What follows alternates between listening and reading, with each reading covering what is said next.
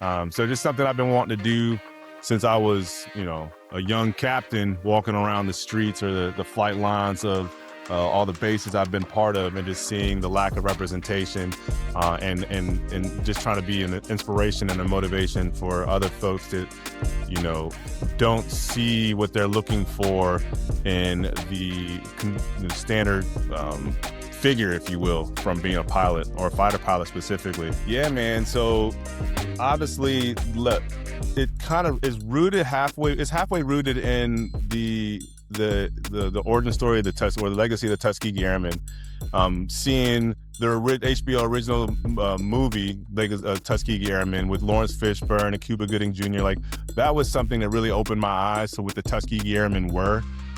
And I just remember looking through the sunroof, thinking to myself, like, yep, that's what I'm gonna do.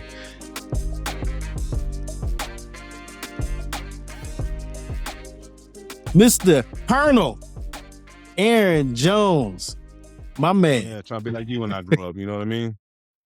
Man, it's all good, man. I'm glad we get to hop on here and really just want to share your story, all the things that you've done, who you are, what we're doing in the community, how you went from, being a kid and at some point becoming a fighter pilot. And not just a fighter pilot, but being a commander of a squadron that teaches people how to be fighter pilots, and to being a huge part of starting a nonprofit that gets all these kids introduced into aviation. So first off, let's just start off with, who you are, big picture, where you're from, and what you're doing. Yeah, buddy.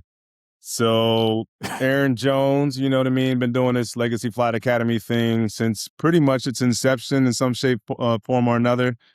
Kenyatta Ruffin started it back in 12, and I got to be there for the first graduation. Although I wasn't actively part of it then, I got to witness it, and then developed a relationship with Deacon, or a better relationship with Deacon, because we've known each other since our days at the academy. And that turned into, what Legacy Flight Academy is today, obviously with your brand as well, through Eyes Above the Horizon and just collaborating efforts. So just something I've been wanting to do since I was, a young captain walking around the streets or the flight lines of all the bases I've been part of, and just seeing the lack of representation, and just trying to be an inspiration and a motivation for other folks that, don't see what they're looking for in the standard figure, if you will, from being a pilot or a fighter pilot specifically. So grew up in Maryland. Yeah. Graduated early in the early 2000s, or late, I'm a product of the late 1900s, as the kids say these days, right? So graduated high school in the early 2000s and went off to the academy, commissioned out of the United States Air Force Academy with a pilot training slot. Went to pilot training at Moody Air Force Base. And then from there, finished pilot training at Laughlin. My first assignment was a FAPE. So first assignment, instructor pilot, teaching young whippersnappers like myself how to fly fresh out the gate. I did that for a couple of years before getting picked up and selected to fly the F-15E Strike Eagle. I did the Strike Eagle gig for 2 assignments, so 3 overseas, 3 here stateside, and then got selected to do the light attack gig, air advising A-29s with foreign international partners. And so that was really the beginning, or my career, up until I got selected to be a commander. And then I went out to Columbus Air Force Base, and I was a commander of the 49th Fighter Training Squadron, where we taught Introduction to Fighter Fundamentals. So like you said, those dudes that just graduated pilot training with a pilot with an 11F follow-on, so they were going to go fly fighters. We pretty much take them and then introduce them to what it's like to be a wingman in this fighter squadron. It's more or less a screening program to see that if they truly have what it takes. And we're not necessarily teaching tactics per se, but the admin phases of being a wingman, and the safety aspects, rudimentary safety aspects, and employing the weapon or the aircraft as a weapon.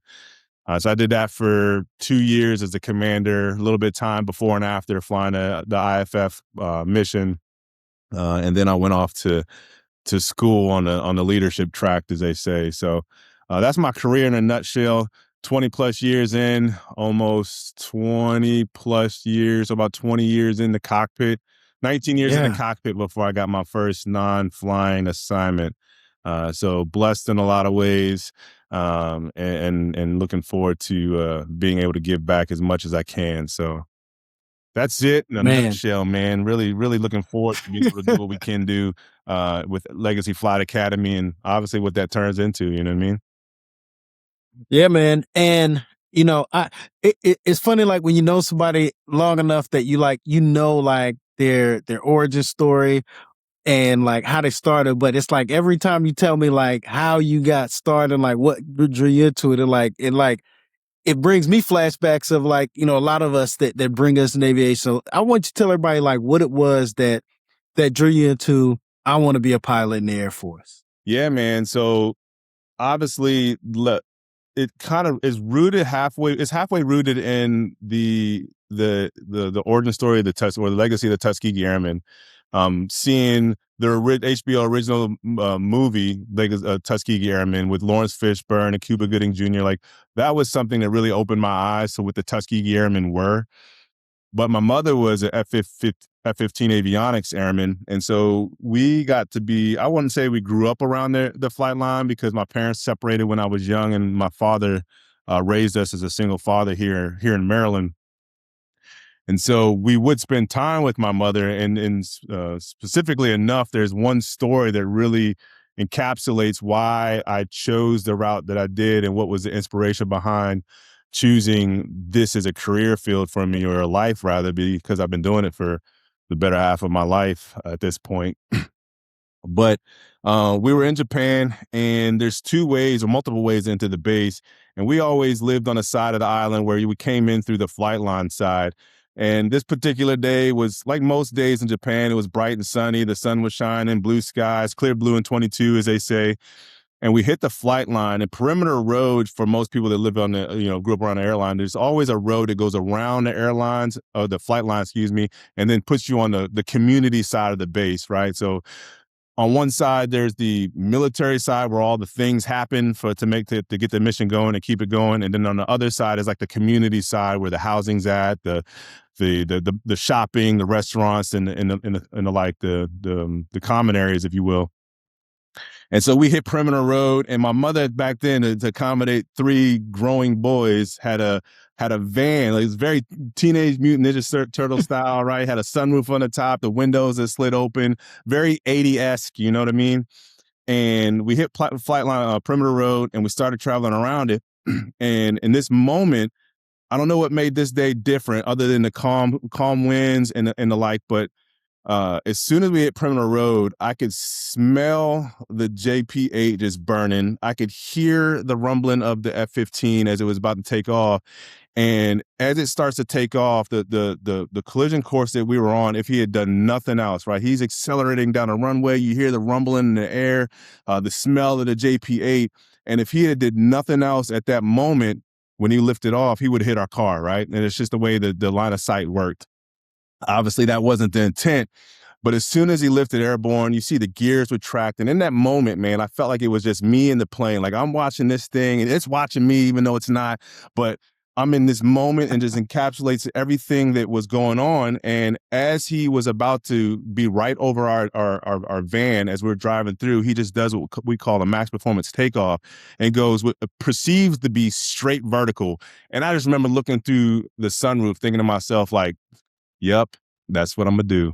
And from that moment forward, I was in the 9th grade, I believe. And at that point on, I just started researching things. I started asking my mother, started picking people's brains about what I needed to do in order to be that pilot in a fighter aircraft, doing what he was doing and executing the mission that fighter pilots do.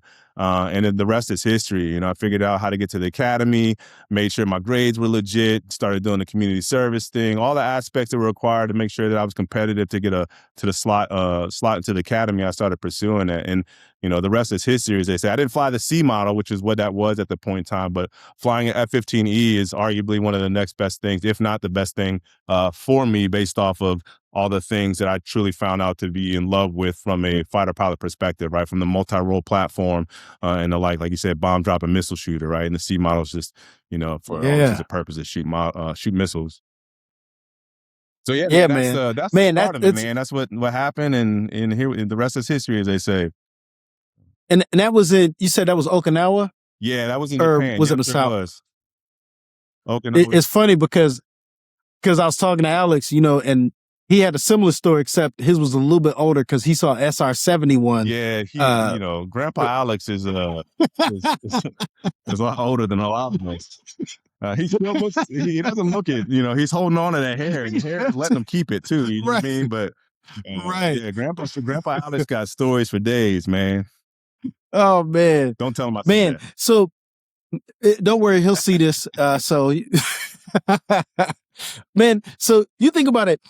You saw that when you were in the 9th grade, and that helped shift your trajectory to seeing something that you could obtain, find out all the information, and get there.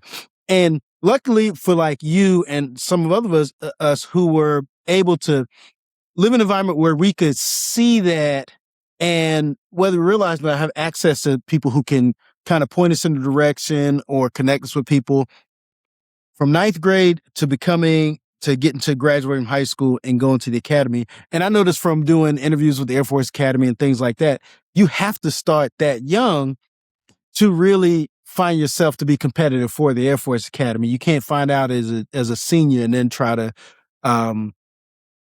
think you can get to the academy. It's very, very difficult. So what are the things, what ways do you feel that you can get young people to be able to achieve that, and when do you got to reach them?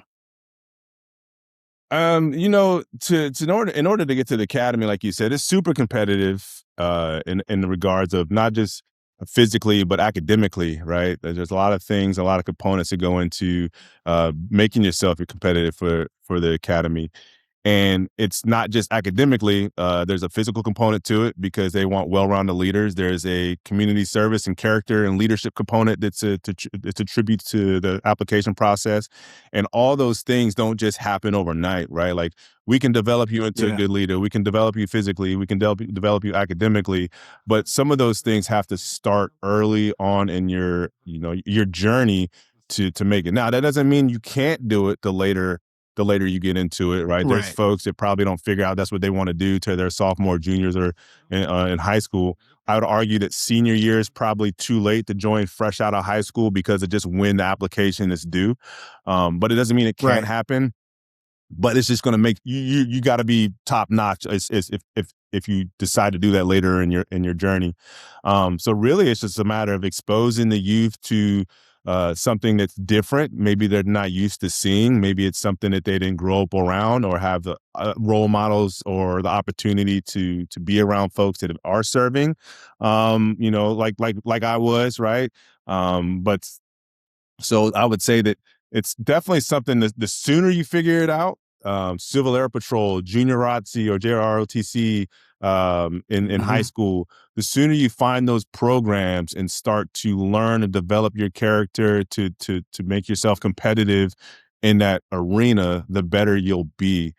And it's not for saying that it's too late once you get to a certain age. It just becomes increasingly more difficult if you haven't already established a well-rounded foundation in order to be competitive, right? So, like most things in life, if you can discover what it is that you want to do for the rest of your life, you'll never have to work a day in your life, as they say. Which I feel blessed to have been able to be a part of and figure that out early on. But again, the sooner you can do it, the better. And the academy, Mhm. the Air Force Academy, or any of the academies, in my opinion, you have to want to be there for you, right? There's a lot of legacy when it comes to grandparents and parents being in the Mhm. military, so they push their kids to those avenues, which is fine and dandy if that's what the kid or the child wants to do, or the young adult rather. But if you're at the academy for anybody other than yourself, just based off the environment, the structure, the rigmarole that is the day-to-day life and being a cadet or a midshipman or whatever the case is at some of the other academies, it will be egregiously difficult. And so Yeah. you have to know that that's what you want to do. You have to figure it out early enough, in my opinion, to be able to prepare yourself mentally and physically, academically. But otherwise, man, there's really no limit to it other than the limitations you place on yourself. Ah, man, that's valid, man. So I I sit there and think about, there's a lot of different ways to get there, but the academy is definitely regarded as like a direct way that if you know that you want to fly in the military, in the Air Force, and you can get in the academy, it increases the likelihood that you're going to be able to get there. Doesn't mean you can't get there through OTS, ROTC, or other ways, but um, it definitely is when you're at the academy. And correct me if I'm wrong, because you're embedded in Air Force culture and how the Air Force does things in the academy, right? Yeah, more so than You you got, are from a ROTC perspective, right? Because the ROTC yeah, cadets, from my understanding, it's not a day to day course yeah, like it is at the academy, right? The academy, from the day you in process to the day you graduate, you are doing military things. You are in active reserve status. Inactive. I want to make sure I emphasize it's inactive reserve yeah, status, right? And so you are, for all intents and purposes, in the military. You are held to the Uniform Code of Military Justice in some aspects, right? So there's things that you do that you are pretty much the military, where ROTC is not the case until a certain point, and then OTS right. obviously is a very truncated program, and so one way isn't necessarily better than the other. They're all three valid ways, and they all three carry their own merit for depending on who you are and where you Yep. come from and how you got to the place that you are in your life where it's time to make that jump. But the Air Force Academy is a way, maybe not the way for a lot of people, but it does give you somewhat of a better opportunity to secure a pilot slot just based off of the way they wheel and deal the slots. At least back in Hmm. my day, if you will, and I'm pretty sure it's still fairly much the same the way they do it. And so your chances are better, increasingly better. Your odds are better for you if you go to the Air Force Academy, but it's not the only way to get a pilot training slot. It's not the only way to become a Right. fighter pilot, if you will. The Navy has fighter pilots. The Marines have fighter pilots, right? So there are other avenues to secure that dream. It really depends on where you are in your life, what you want out of it, and what you're willing to put forth in order to make it happen and achieve those goals.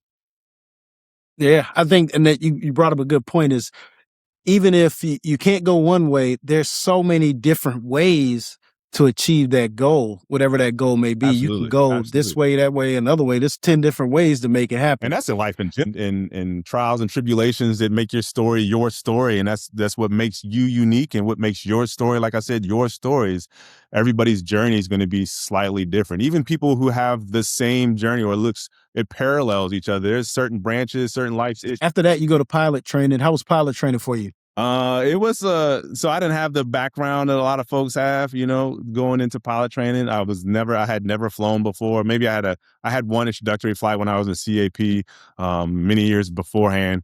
But other than that, that was like the only flying I had. And then the IPT or IFT, I think at the time it was called, got my private Yeah. pilot's license through that program. But that was my 49 hours of flying going into pilot training, where some of the people that were in my class had their instrument rating already. You know what I mean? So Mm. um started out a little rough, but I finished at the top, so that was fine. That was good. And did my own thing, and was able to do well enough to finish and graduate, and got selected to be a FAPE. So it was. So, so let me ask you this: you graduated towards the top, didn't have much comparatively to everybody else. Being that you've already, at this point in your life, you've been an instructor multiple times throughout. What do you think, looking back, helped you do so well at pilot training, um, or finish out strong at pilot training? Because you said it was rough, but what do you think now that you have the benefit of hindsight? What do you think helped make you do so much better as you progress to pilot training? Bottom line, I can tell you about the offline conversations I've had with my parents, with mentors, with even some of my classmates. I went through pilot training with one of my best friends from the academy, which definitely helps, by the Yeah, way. But I can save you the stories, the offline conversations. But really, what it comes down to is minimizing the amount of distractions that life is going to throw at you, or some of them are self-induced, right? But minimizing those distractions Mhm. and really taking things of the taking control of the things that you can have that have an impact on you on the ground. 1G 0 knots, as we say. Like, what is that? What do I mean by that? Like, for me, really what it came down to was when I started to struggle, I had an internal conversation with myself, and I wasn't really chair flying as much as I should have been, or the right way, if you will. Maybe I was, but I wasn't doing it correctly. And I Mhm. really didn't put forth the effort that was required in order to secure some of the academic general knowledge that was required. I mean, I was acing all the tests and most of the GK sessions, but there were still things that were being left on the table because the background I came through, high school was easy for me. Aspects of the academy were easy for me. And so I took a lot of that same energy towards pilot training, having never done it before, and quickly found out that it wasn't as easy as some of these other aspects of my life and my education have been, right? So once I really figured that out and what it meant to actually chair fly the correct way and study the right way and then put forth the right amount of effort in order to get what I wanted, then it was kind of a little bit easier from there. Actually, obviously contributed to my success later in the program. Um, Mentors, I think, comes down to it, making sure you're talking to the right people, getting the right Mhm. feedback. Wolf Gonzalez is one of the people that comes out and sticks in my mind. Chain Wanham, Deacon, obviously, Deacon and I had a relationship going into it.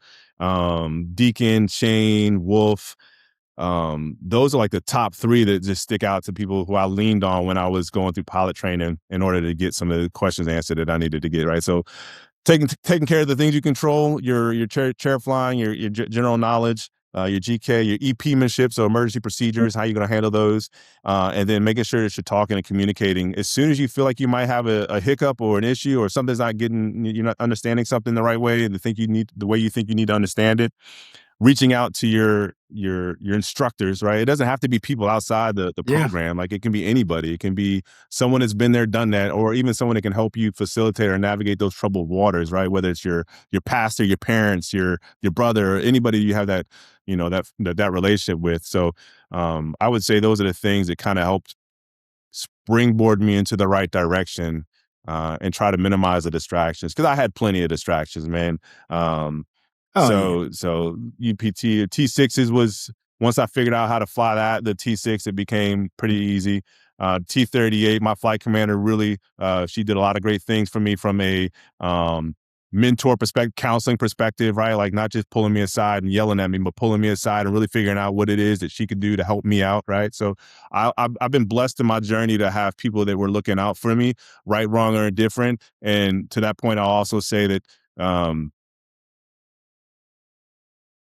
having those mentors and looking for mentors that and looking for mentorship and people that might not look like you is really what I'm getting at, and just asking the right Yeah. questions and making sure that you're open to feedback and criticism, regardless of who it's coming from, at least in the moment, and then you can filter out what might be nonsense later, right? So take it all in, filter it later when you're in the right mind space or state of mind, and then apply what you think is what the right things that need to be applied to your lifestyle at Right. that moment. That's all good, man. Man, so that's some good knowledge you got there, man. Big picture, make sure you just like you said, get people in your corner. That's the key. Get people in the corner and minimize the distractions so you can focus on what you got to focus on at the Absolutely. time. Because those distractions will still be there when you win or when you lose. So And gotta keep at the doing end your of the, like, thing. I know we're talking about flying and contributing to where I got to where I'm at today in Legacy Flight Academy, but a lot of the things that we apply to pilot training, I mean, your story is one of itself, a very unique situation as well. Those lessons aren't just specific to pilot training, right? They're applicable Yeah. to Yeah. all things in life, right? And regardless of what your goals are, there's going to be distractions. There's going to be people that are trying to pull you down, or haters, as they say, or ops, as the kids say these days, Uh-huh. right? Like, you're going to have people that don't want to see you succeed, and the unfortunate part of that that problem set is some of those people that don't want you to succeed are the closest people to you.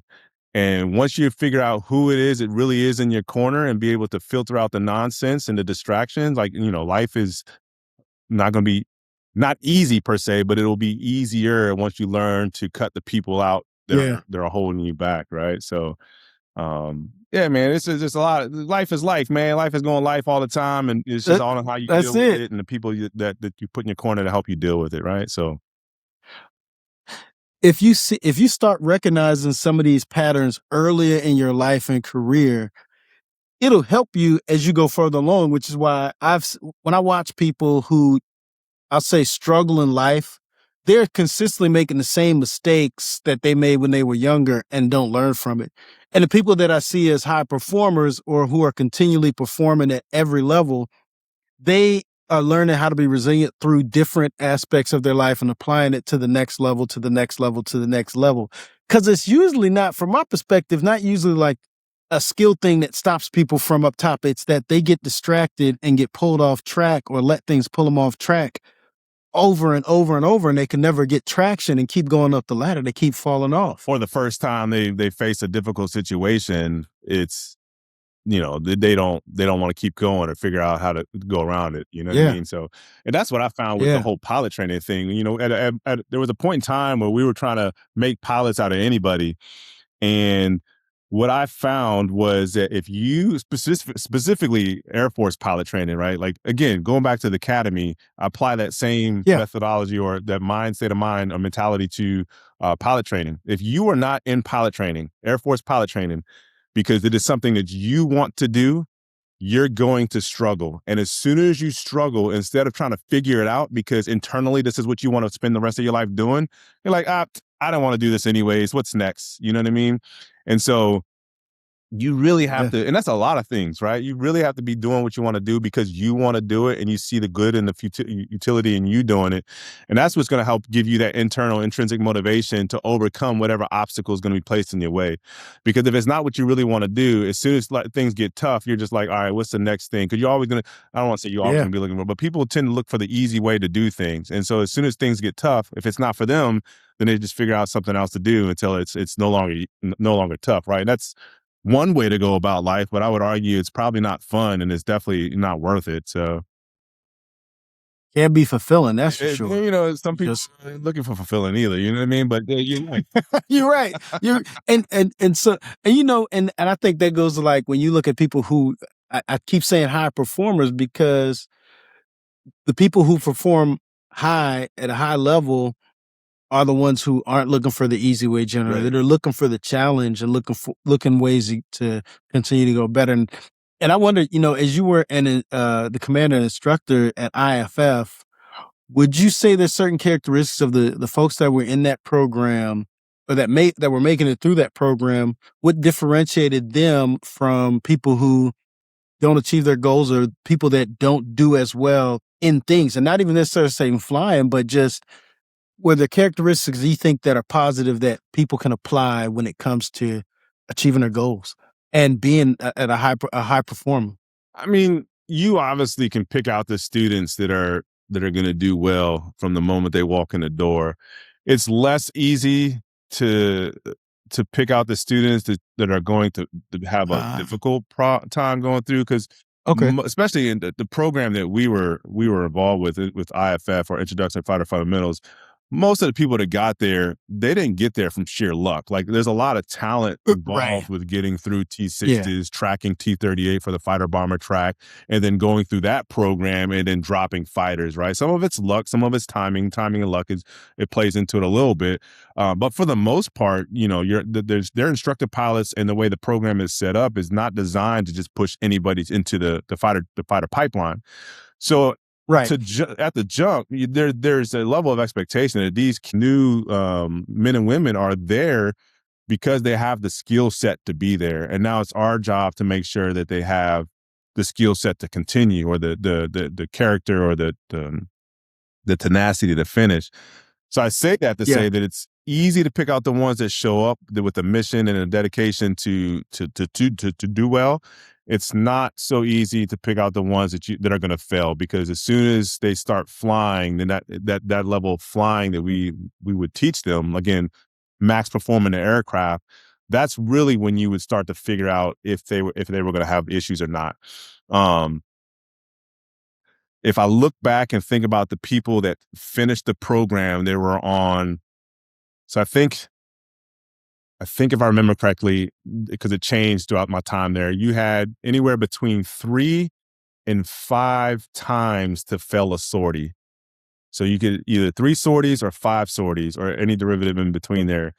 Anyways, Yeah. out of the program, you could only unsat a handful of times before it was, sorry, brother, this ain't for you. Yeah.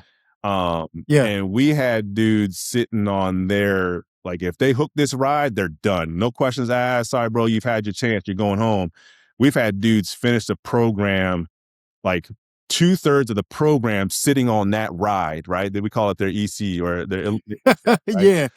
Like, no kidding. As soon as they get to the program, they did something dumb and they hooked their first 2 or 3 sorties, within the first week or so. And Yeah. the next 2 months, they're one unsat away from going Killing it. home, and they finish. You know what I mean? And the difference is, I think, is the tenacity that those kids show up with, knowing that this is what they want, and this is they're like, there's nothing's gonna stop them, and they start showing up early. They start putting in the work. They start asking the right questions and studying the right things and linking up with the right classmates and the right instructors. And you see that the difference between that individual who's sitting on a double X ride, or the Yeah. other dude who is like on a double X ride, but still shows up late or still oversleeps and still, doesn't do what he's required of him. So it's a personality thing.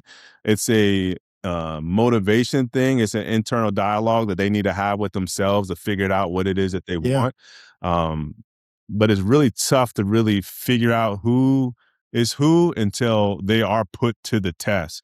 And then the ones that know that's what they want and are willing to sacrifice what it is they need to do it are the ones that usually come out on top. So No, that's a good point, man, because people show up real good to every interview. yeah, Um, people show up looking real good to an interview, sharp suit, shoes shine.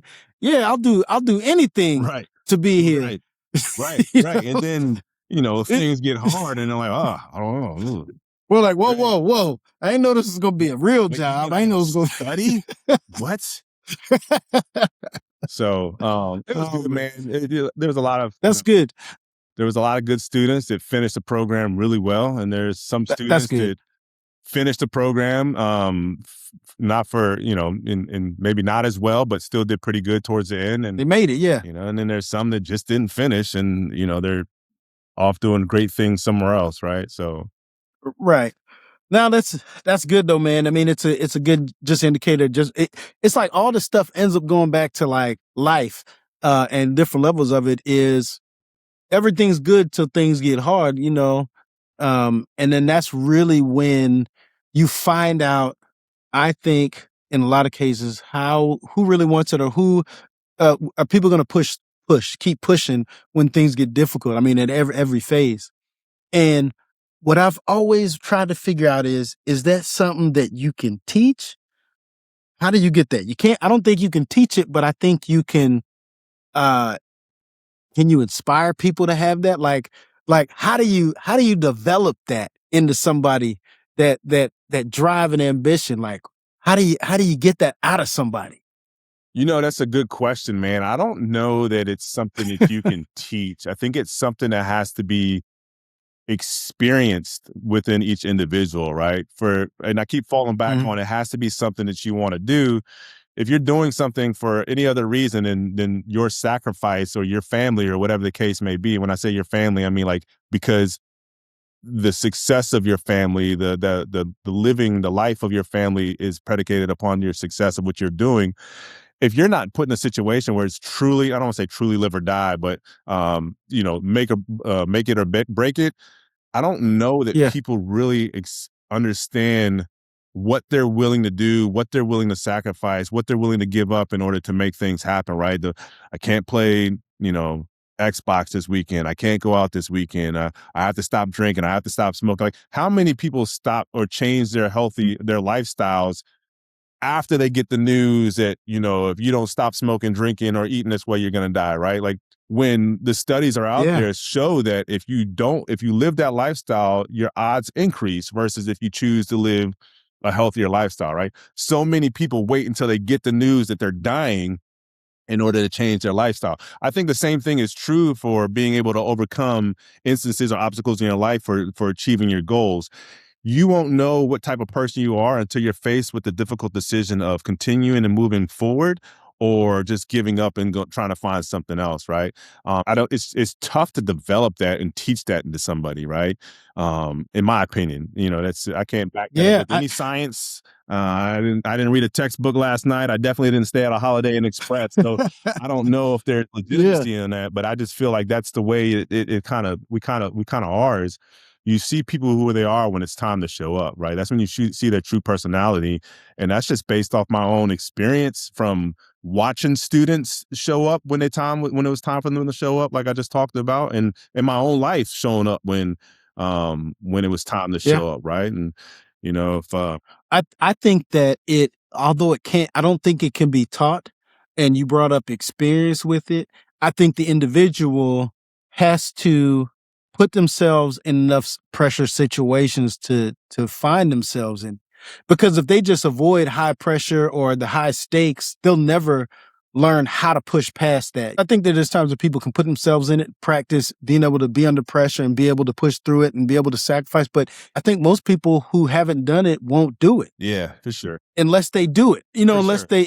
they, and sometimes whether we recognize that we look at ourselves when we were younger or in certain cases where we may have had to, or we've watched people that we look up to do it. And that can sometimes inspire us to attempt, even if we don't succeed on pushing through it the first time we're in some pressure situation like that. But I do think that it can be it can be a muscle, because resilient people are resilient like consistently, and people who have that fight in them generally keep having it. I think at the end of the day, depending on what the situation is, you really won't truly understand or know who's who in the zoo until they're faced with that decision to make or that obstacle. But Yeah. I think what you said has some validity in it, in the sense that it's the same way, the muscle development and the strength happens at the not your last rep, but the next rep after the last rep, right? And that's when you kind of do that. But yeah, if you're opposed to putting yourself in those situations, you'll never truly develop that skill set, or even, be in a position to see what Mhm. it's like to overcome a situation if you're always looking for the easy way out or afraid to push past it, right? So that's valid. That's really valid. So let's talk a little bit too about you know we look at our community and what we do with Legacy Flight Academy. Uh, let's tie that all in, man. Like, how do we?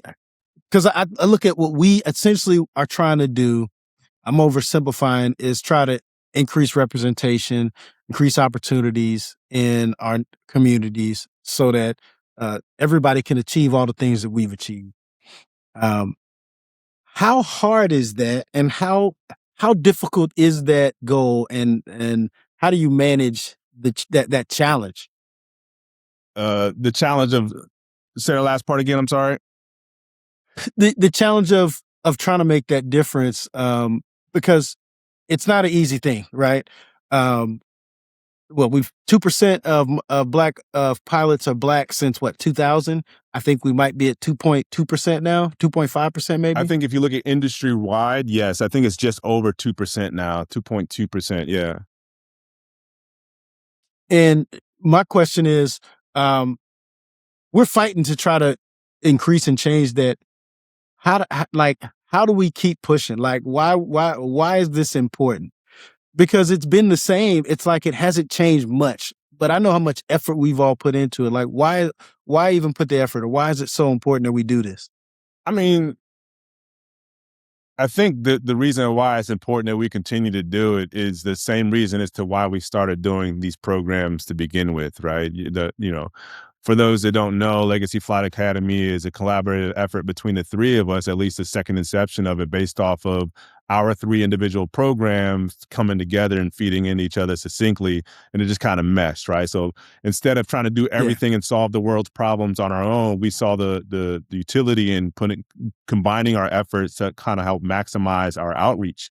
And so when you have stories of why we did it and why we started doing it, and that's still the same reason as to why we continue to do it, like, you have to understand that the change isn't overnight, right? And I think that's a lot of the things that people, Mm-hmm. specifically in the Air Force, had troubles with understanding as to why we weren't breaking some of these barriers earlier in the tens and late before the 20s, if you will, 2010, 2020, is the same thing I kind of alluded to earlier. Like, you just can't take Joe Blow from X demographic and throw him into pilot training and say, here, go fix the problem that we're having.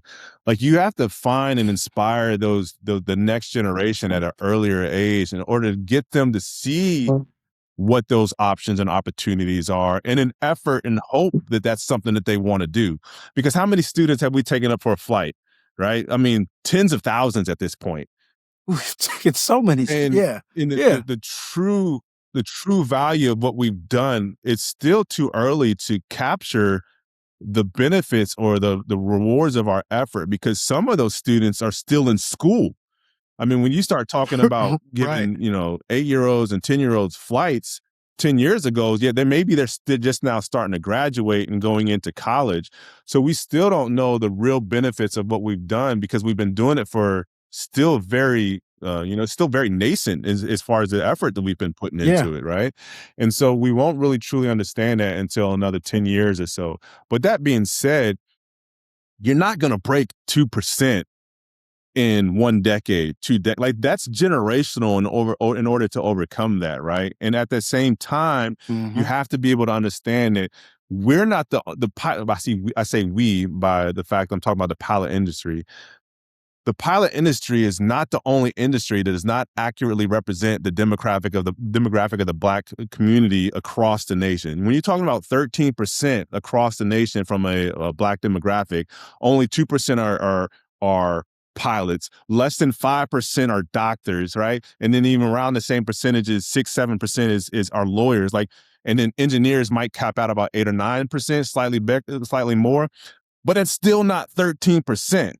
You know what I mean? So in Right. those career fields had an earlier jump than we did as far as trying to push them in, the next generation into flying. So it's not something that's going to be fixed overnight. And all we can do is continue to emphasize programs like Legacy Flight Academy, like some of the other feeder programs that we help out and feed into us, and vice versa, and just continue to branch out and try to be, as we say, the change that we want to see. Because at the end of the day, like, all we can do is that, right? Without the proper Mm-hmm. resources, Mm-hmm. without the proper funding, without the proper stage to really advocate for what we're trying to do, and that's from a STEM program, across the board, it's going to be difficult to significantly see those changes overnight. And it's just something that we have to be patient for, and just know that at this point in time, even if we only reach, like we've talked about this before, even if we only have one student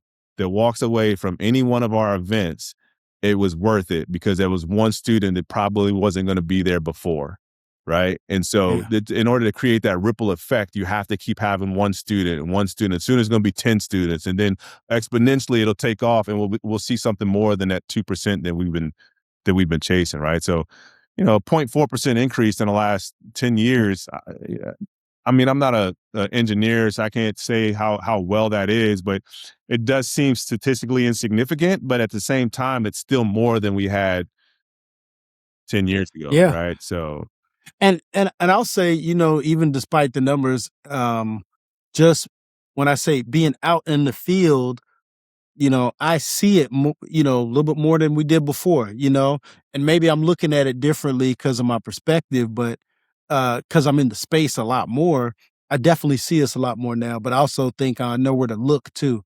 I don't know. That's one of those two where it's like, do I see more because I know where I'm looking, or do I see more because there's more of us out here, um, especially the younger people getting into flying and stuff. So it can be both. It can be both. I Yeah, think that the spaces that you're looking in, you're starting to see more because one, that's the space that we kind of congregate towards, but at the same time, like that space is growing because we are in yeah, fact getting to see more people join into the industry, right? So I think it can be both, and I do think that it is both, that we are seeing an increase. I just don't think it's happening as fast as we would like to see, just based off right, of the level of work and effort that we've been putting into it for the better part of a decade now. I think that's part that we're seeing, oh, what isn't happening fast enough because we've been doing it for 10 years and we've only seen this much of an increase or whatever the case may be, right? So, but as a nonprofit, we're still doing things 10 years later, 12 years later, so almost 14 years later,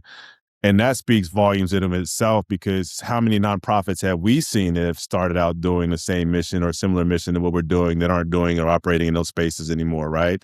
right. For all good things, for all things that are meant to be good, there are some that are still operating and doing comparatively better than we are, right? But at the same time, like we've also seen some that haven't been able to succeed in those spaces. So this speaks volumes to the work that we're doing, and it just shows that it's a marathon and it's not a sprint. And we're getting that traction now, and hopefully we can take that momentum into the next 5 years and more and beyond that. Once we all find our second careers and have more time to feed back into the process. Yeah, I think, man, that's valid, man. And also, even if we're not seeing the increase as we would like to see in young Black pilots, you bring up a very good point. Is one place that we are very much representing in, that we are doing well in, is being a Black business that is doing well and that's continue to still thrive. Even if it's a nonprofit, still business. And I think one of the foundations of what we've done that we sometimes struggle with as a community is coming together to do something together. And I think that's what we did. And I think that's the foundation of why we're still here. Oh, you're muted. Oh, there we go. Computers being funny. What about now? Can you hear me now? Yeah, Yep, I no, I got you. agree 100%, man, and I think that's what, kind of separates us from some of those other nonprofits as well, right? Just being able to feed off of each other, bringing in folks like Alex and Deacon doing his thing, your wife Valencia, we've got a core group of people that are dedicated to the mission. But like we talked about, now it's time to bring up some of those the younger Yeah, generation bringing because the my young. back is getting Yeah. getting a little heavy. Yeah, man. Well, cool, man. You got anything you want to tell the people, Ed? Man, it's been good talking to you. It's one of them things where, I mean, we could sit there and talk for hours and and keep going. Actually, there is, we transitioned right at the time. You talked about can we develop people who are Yeah. um, prepared to experience failure, right? And there's a quote that stuck out in my mind, and it's by J.K. Rawlings, and she talks about it is impossible to live a life without failing at something unless you live so cautiously that you might as well not have lived at all, in which case you fail by default, right? And so that goes back to training that muscle like you talked about. I think there is a way that we could probably develop that intuition and a desire to push forward over things, but I think that you truly won't know unless you push yourself to the brink of failure or to failure from the time to time, right? So there's that aspect of it. Personally, the thing that I would say, man, is at the end of the day, this life is really about what you're committing to yourself, right? There's nobody that's going to be able to succeed more than what you allow yourself to do, or fail as much as you allow yourself to fail at, right? um Hmm. there are very few people that want to see you succeed more than yourself, right? And in order to be successful at life, like, you have to be willing to make sacrifices, you have to be willing to commit to some certain things, you have to be able to put away the distractions that are going to limit yourself from being able to achieve those goals. And recognizing, like we talked about, that some of those people, some of your biggest ops, again, are going to be people that are close to you, that grew up supporting you at some point in time, but then they only want to see you go but so far. And being able to recognize that it's time to push past those and cut those sour relationships and move on. And then the last thing I'll finish with is, even in life, man, like, um especially in today's environment, like understanding that not everybody that looks like you is for you, just like everybody that doesn't look like you is against you, right? Like we have to do away with thinking that we have to separate ourselves completely, because some of my best mentors throughout my career have been folks that don't look like me. And there have been people that look like me that I wouldn't call again even if my life depended on it, right? And so just Yeah. understanding that mentors come in all shapes, sizes, and forms, and just being able to recognize that, again, just because they look like you don't mean they're for you. And conversely, just because they don't look like you doesn't mean they're against you. And just moving out and being able to accept that mentorship comes in, from different aspects and walks of life. So, um, and then, obviously find some Man. kind of religious foundation too. I'm a Christian by faith, and but that's my religion, and I do lean on the gospel and prayer when times get tough, or even when times are doing good. I try to make sure that you got to thank him for the things that are going good in your life, and you just can't be complaining when the things aren't going your well, right? And so, just being able to understand that God, faith, and religion and family are really good things to have. Cool, man. Well, appreciate you. Like always, good talking to you. I'll see you soon, All brother. right, man. Y'all take care of yourself. Thanks for the call, man. Anytime you want to get together, we can wrap it up a little bit. It's good to see the conversation don't always end up the same, but we can always end up talking about the same things too. So, hey, I look forward to seeing y'all, man. Looking forward to it. All right, man. Take care. Be blessed.